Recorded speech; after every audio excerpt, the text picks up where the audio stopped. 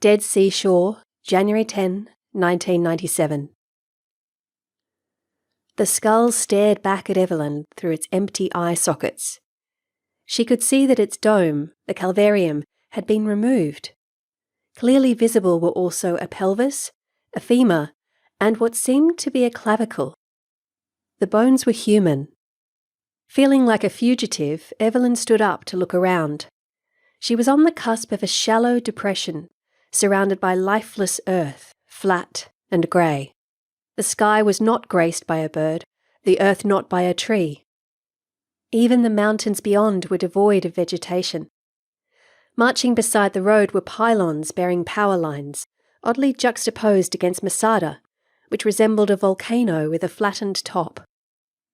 On the horizon to the south, erosion had sculpted the earth into low-lying profiles, like barges stranded on a dry lake. A few kilometres to the east, Evelyn could make out the shimmering Dead Sea. Though she was only about 100 metres from the road, the desert had the silence of a cemetery. Just then she became aware of the fortress-like security station at the Masada foothill. If I can see them, they can see me, she thought. She went down on her knees to look again into the ossuary. It was about 1 metre deep, and there were other things in it besides the bones. Pushing herself back, she sat on her heels and put her hand on her chest. Her heart was racing, and she paused before reaching for the camera. This had once been a person who breathed, who played, who loved, she thought. The camera felt heavy, and getting the settings right took time. Activating the flash, she captured images from as far into the ossuary as possible without touching the bones. It was a reburial. Was it recent or ancient? Could there be an engraving? She started removing the soft earth around the ossuary. The earth was easy to shift, but kept falling back into the area she had cleared. Sweat was running down her face and between her shoulders. The sun was getting to her. It would make sense to return when it was cooler.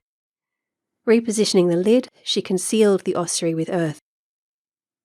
Earlier, on her way back to Jerusalem after visiting Masada, she had left the road to get a good photograph of the mountain. Visiting the place where 960 people chose death over slavery had been an emotional experience. But this was eclipsed by the discovery of the ossuary. Now the rugged landscape unfolded around her as she drove through the Judean desert, following Route 90 along the coastline of the Dead Sea. She felt like a schoolgirl dazzled by her first crush. It is illegal to dig, but I have to, she thought. Once I tell them, the authorities would never let an amateur like me anywhere near this place again. She passed the sign for the Qumran Caves, the Dead Sea Scrolls. A shepherd had stumbled across them. The soil here is full of history, she thought. This person might have died recently or thousands of years ago.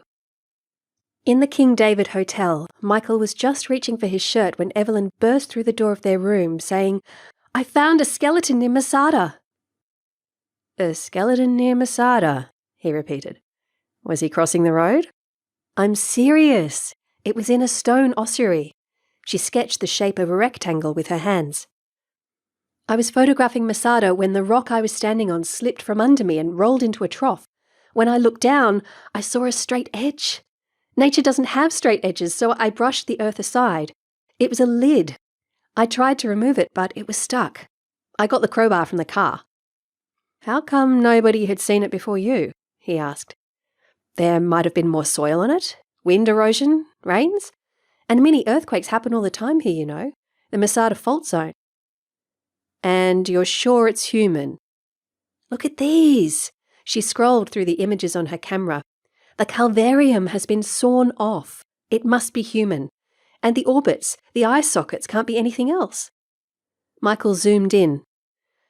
"Alas, poor Yorick." He frowned and shook his head. "I should have come with you. The gynecologist's brunch was a dead affair, more dead than your skeleton." "I'm going back this afternoon," she said, looking at him in what could only mean invitation. "You might get me interested in archaeology after all,"